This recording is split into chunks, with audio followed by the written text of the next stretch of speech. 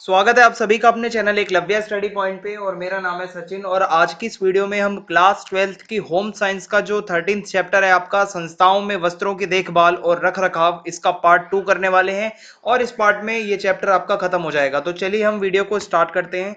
आपको बताना चाहूंगा कि आप इंस्टाग्राम पे मुझे फॉलो कर सकते हैं। अगर आपका कोई भी मैसेज है, अगर आप हम तक पहुंचाना चाहते हैं, तो आप मेरा यूजर नेम सर्च मार के और अपना मैसेज पहुंचा सकते हैं। सिलेबस की अगर हम बात करें तो इंट्रोडक्शन, उसके जो बेसिक कॉन्सेप्ट्स हैं इस चैप्टर के हम कर चुके हैं। आज का जो हमारा जो मेनली जो टॉपिक्स रहने वाले हैं आज के, वो है इंस्टीट्यूशंस यानी कि संस्थाएं, और उसके बाद प्रिपेयरिंग फॉर अ करियर यानी कि जीविका की तैयारी, और उसके बाद है स्कोप यानी कि कार्य क्षेत्र। तो ये 3 टॉपिक आज हम कवर करने वाले हैं। तो चलिए फिर शुरू करते हैं।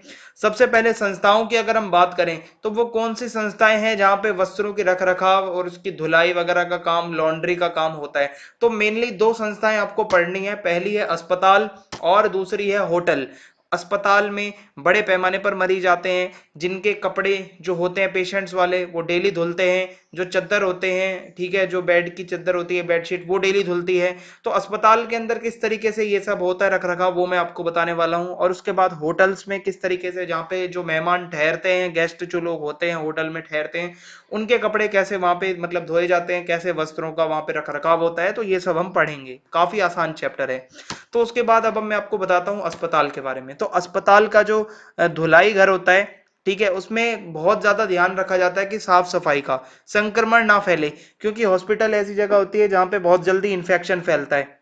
तो कपड़ों के ऊपर खून वगैरह भी लगा होता है बहुत बारी। बहुत ही ध्यान से, बहुत ही अच्छे डिटर्जेंट से, आप कह सकते हो केमिकल्स के साथ कपड़ों को धोया जाता है। कई अस्पताल जिनमें अगर खतरा ज्यादा होता है कि भाई इन्फेक्शन ज्यादा हो सकता है, तो डिस्पोजेबल कपड़े होते हैं जिनको एक बारी प्रयोग करने के बाद आप फेंक सकते हो। ओके, थोड़े से पतले से कपड़े होते हैं, आपने भी देखा होगा। और उनको नष्ट कर दिया जाता है जलाकर। उन कपड़ों को डेली डेली नहीं धोया जाता। ये हो जाएगा। अब अस्पतालों का जो धुलाई विभाग होता है, जो पूरा जहाँ पे लॉन्ड्री होती है, उसमें कैसे कैसे ये सब होता है मैं आपको बता दूं। पहले तो गंदे कपड़े इकट्ठे किए जाते हैं हर वार्ड से। ठीक है, हर वार्ड में जाके जहाँ पेशेंट होते हैं उनके कमरों से गंदे कपड़े लाके इकट्ठे होते हैं। फिर जो धुलाई घर होता है, जो लॉन्ड्री होती है, वहां पे ले जाया जाता है। गंदे कपड़ों को छांट कर अलग किया जाता है। फिर वस्त्रों की धुलाई चलती है। ठीक है, जल निष्कर्षण होता है। फिर वो सारा गंदा पानी छोड़ा जाता है। नमी युक्त वस्त्रों को सुखाया जाता है, जो थोड़े गीले कपड़े होते हैं। फिर उसको प्रेस भी की जाती है, तय लगाकर अलग अलग ढेर लगाया जाता है। सो आवश्यकता हो तो वस्त्र की मरम्मत या सुधार भी किया जा सकती है उसमें। अगर कोई कपड़े में कोई दिक्कत आ रही है, ठीक है, तो उसकी सुधार भी वहीं पे ही हो जाता है। साफ वस्त्रों को पैक कर दिया जाता है, फिर उसको फिर आगे अगले दिन पहुंचा दिया जाता है। अब अगर हम बात करें होटल की, तो होटल में क्या होता है, देखो, अतिथि सत्कार सर्वोपरि होता है। जो गेस्ट होता है उसका सत्कार आदर करना और पूरी तरीके से देखभाल करना होटल की जिम्मेदारी होती है। और होटल के कमरे में जो भी चीजें हमें दिखती हैं उसका साफ सुथरा और आकर्षक होना बहुत जरूरी है। क्योंकि जो भी बंदा होटल में ठहरने जाता है वो एक बार रूम जरूर देखता है कि कितना साफ सुथरा रहेगा। ओके, फिर है होटलों की सजावट में विभिन्न प्रकार की बुनावट, रेशों वाले वस्त्रों का प्रयोग किया जाता है। ठीक है, चाहे वो चद्दर हो, चाहे वो वहां का पर्दा हो, चाहे कुछ भी हो, बहुत ही ज्यादा डिजाइनर चीजें होती हैं होटल्स के अंदर। और उसके बाद इसके अतिरिक्त होटल के अतिथियों के द्वारा प्रयोग किए जाने वाले धुले हुए वस्त्रों जैसे कि तौलिया, चादर, गाउन इत्यादि की प्रेस करना, सही तरह से तह लगाने पर भी विशेष ध्यान दिया जाता है।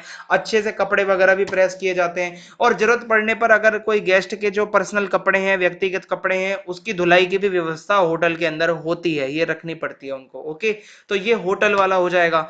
अब हम बात करते हैं जीविका के लिए तैयारी। ठीक है, कि अगर आप इसमें जीविका ढूंढ रहे हैं इस लाइन में, तो क्या हो सकता है। तो आपको वस्त्रों की आवश्यक देखभाल के लिए उसके रेशों का प्रकार, धागा कैसा है, कपड़ा उत्पादन की तकनीक, रंगाई वगैरह का ज्ञान आपको होना चाहिए, नॉलेज होनी चाहिए। अंतर्निहित प्रक्रियाओं का ज्ञान होना चाहिए आपको। और विभिन्न प्रक्रियाओं में प्रयोग में लाए जाने वाले जो केमिकल्स हैं, अभिकर्मक हैं, जो डिटर्जेंट्स वगैरह हैं, उनका क्या कपड़े पे असर हो सकता है, इसकी नॉलेज होनी चाहिए आपको। और जितनी भी मशीनें यूज होती हैं, ठीक है, वस्त्रों की देखभाल में, वो सब का ज्ञान आपको पता होना चाहिए, कैसे वो चलती हैं। अब शैक्षिक योग्यता क्या होनी चाहिए, देखो, आपको कुछ आप लघु अवधि के पाठ्यक्रम जैसे कि इनमें अनुशिक्षण, रोजगार प्राप्ति सहायता, व्यापार प्रारंभ करने हेतु सहायता आदि के साथ उच्च तकनीक वाले धुलाई घरों में व्यावहारिक प्रशिक्षण दिया जाता है। यानी कि आप शॉर्ट टर्म कोर्सेज कर सकते हो बहुत सारे। फिर है विभिन्न संस्थाओं जैसे कि विमान कंपनी, जलयान, रेलवे, होटल, अस्पताल आदि में व्यावहारिक प्रशिक्षण एवं इंटर्नशिप आप कर सकते हो, जाके जिससे कि आपकी नॉलेज बढ़ेगी। फिर है वस्त्र विज्ञान, ठीक है। और जो पूरा वस्त्र और ये जो पूरा जो ये रसायन का जो ज्ञान होता है, ओके, जो केमिकल्स का ज्ञान होता है, और वस्त्र और परिधान में आप स्नातक डिग्री के पाठ्यक्रम भी विश्वविद्यालय में उपलब्ध हैं आज के टाइम पे। तो आप इसमें ग्रेजुएशन लेवल तक का भी आप इसमें जो है पढ़ाई आप कर सकते हो। ओके, तो ये सब इसकी शैक्षणिक योग्यता है। कार्य क्षेत्र की बात करें तो स्व उद्यमी गतिविधियों में प्रवेश, ओके, आप इस तरीके से जा सकते हो। खुद के काम में भी आपको ये काफी ज्यादा काम आएगी चीजें, खुद की लॉन्ड्री खोल लो, या फिर उपचार घर, जो हॉस्पिटल्स होते हैं, छोटे हॉस्पिटल और मतलब डे केयर सेंटर होते हैं, वहां पे आप ये सब मतलब काम कर सकते हो, धुलाई वगैरह का। रेलवे, विमान कंपनियां, पोत परिवहन कंपनियां, होटल, अस्पताल जैसी बड़ी बड़ी संस्थाओं के धुलाई घर यानी कि लॉन्ड्रीज में भी बहुत सारी पोस्ट निकलती रहती है, नौकरियां निकलती हैं, वहां पे लोग काम कर सकते हैं। तो ये सारी चीजें इसके अंदर आ जाएंगी। चैप्टर ज्यादा बड़ा नहीं था, इस चैप्टर में इतना ही था। कमेंट करके जरूर बताएं वीडियो आपको कैसी लगी। चैनल को सब्सक्राइब करना ना भूलें, ज्यादा से ज्यादा वीडियो को लाइक कर दें। जय हिंद, जय भारत, बहुत बहुत धन्यवाद आप सभी का। और बेल आइकन को जरूर दबा दें ताकि आने वाले जो भी वीडियोस के अपडेट्स हैं वो आपको टाइम टू टाइम मिलते रहें।